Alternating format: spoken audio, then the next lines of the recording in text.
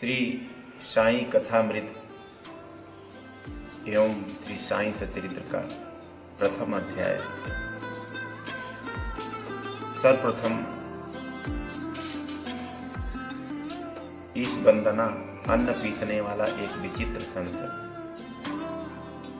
पौराणिक पद्धति के अनुसार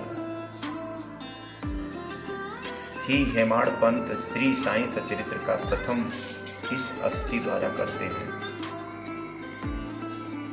सर्वप्रथम श्री गणेश को प्रणाम करते हैं, जो कार्य को संपूर्ण कर उसको यश प्रदान करते हैं और कहते हैं कि श्री साईं ही श्री गणेश हैं। भगवती सरस्वती को जिन्होंने काव्य की प्रेरणा दी और वह कहते हैं कि श्री साईं भगवती से अलग नहीं है, वह स्वयं ही अपना जीवन संगीत व्यक्त कर रहे हैं। ब्रह्मा विष्णु महेश जो क्रमशः उत्पत्ति स्थिति और संहार करता है, वह स्वयं ही गुरु बनकर भव सागर से पार उतार देंगे। अपने कुल देवता श्री नारायण आदित्यनाथ की वंदना करते हैं, जो कि कोंकण में प्रकट हुए। कोंकण वह भूमि है जिसे श्री परशुराम जी ने समुद्र से निकाला था। फिर वे अपने कुल के देवताओं को प्रणाम करते हैं। श्री भरद्वाज मुनि को, जिनके वंश में उनका जन्म हुआ।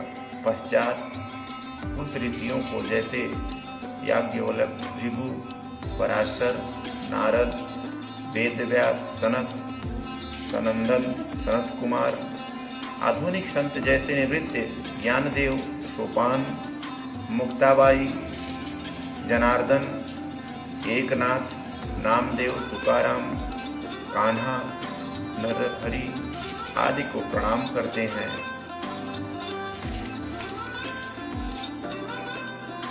अपने बाबा सदाशिव, पिता रघुनाथ और माता को, जो उनके बचपन में ही स्वर्गवास कर गई थी।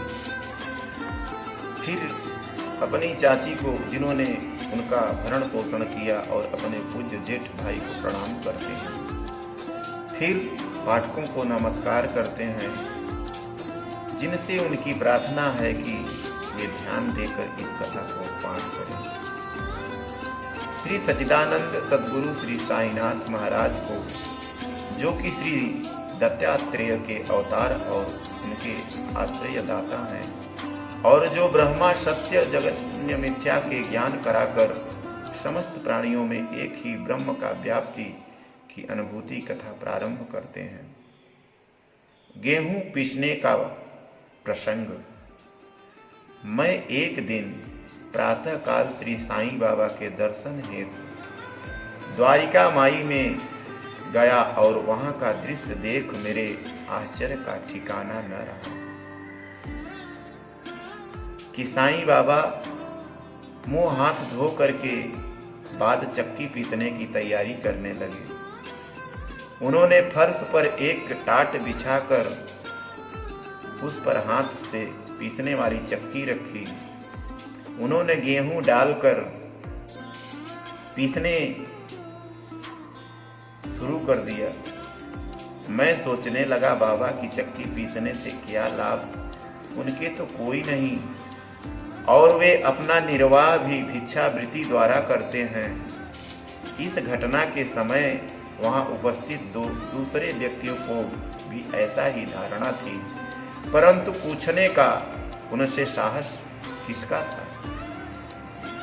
बाबा की चक्की पीसने का समाचार गांव में फैल गया, और उनकी यह लीला देखने के तुरंत ही नर नारियों की भीड़ मस्जिद की ओर चल पड़ी। उनमें से 4 निर्भय स्त्रियां भीड़ चीरती हुई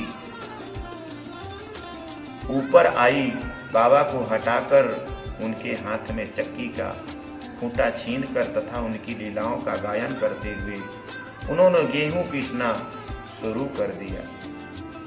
बाबा गुस्सा हुए, फिर उनका भक्ति भाव देख वे शांत होकर मुस्कुराने लगे। पीसते पीसते उन स्त्रियों के मन में विचार आया कि बाबा के न तो घर है और ना ही इनके बाल बच्चे हैं, अतः उन्हें भोजन के लिए आटे की जरूरत ही क्या है। बाबा तो परम दयालु हैं, हो सकता है कि यह आटा वे हम सब लोगों में ही बांट दें। इन्हीं विचार में मग्न रहकर गीत गाते गाते ही उन्होंने सारा आटा पीस दिया। तब उन्होंने चक्की को हटाकर आटे के 4 समान भागों में बांट लिया और अपना अपना भाग लेकर वहां से जाने के आतुर हुई। तभी अभी तक शांत मुद्रा में बाबा तत्क्षण ही क्रोधित हो उठे और उन्हें बुरा भला कहने लगे।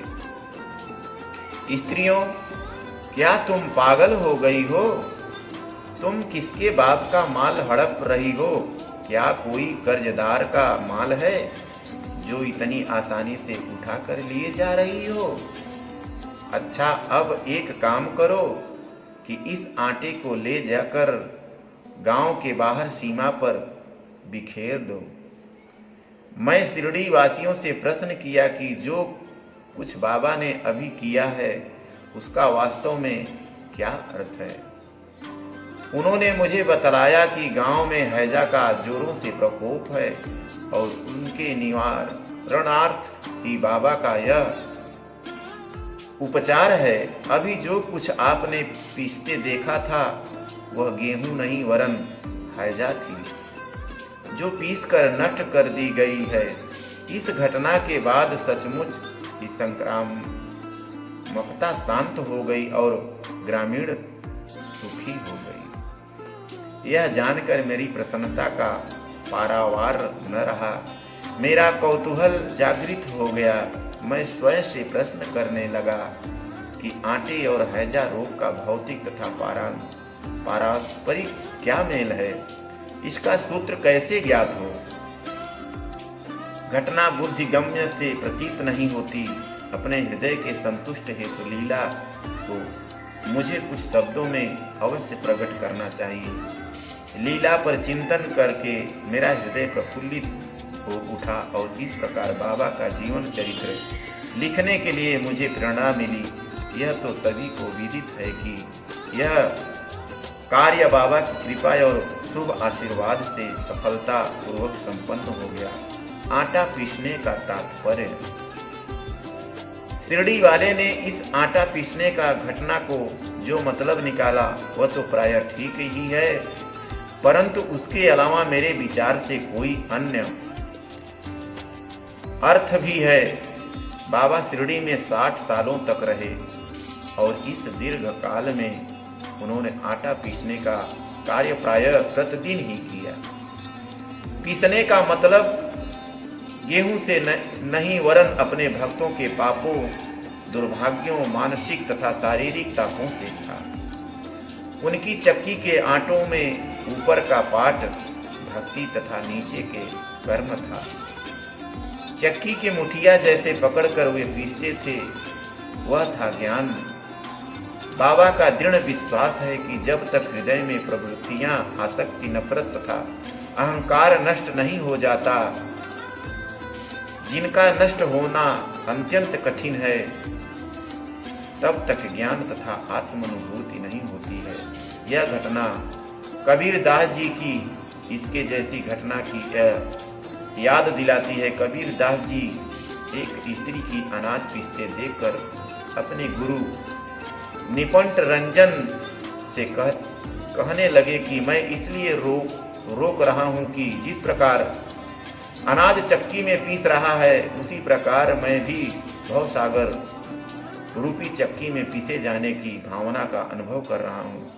उनके गुरु ने उत्तर दिया कि घबराओ नहीं, चक्की के केंद्र में जो ज्ञान रूपी दंड है उसी को मजबूत से पकड़ लो। जिस प्रकार तुम मुझे करते देख रहे हो उससे दूर मत जाओ, बस केंद्र की ओर ही चलते जाओ और तब यह निश्चित है कि तुम इस भव सागर रूपी चक्की से अवश्य ही बच जाओगे। बोलो श्री सच्चिदानंद सद्गुरु साईनाथ महाराज की जय। ओम शांति, ओम शांति, ओम शांति, ओम शांति।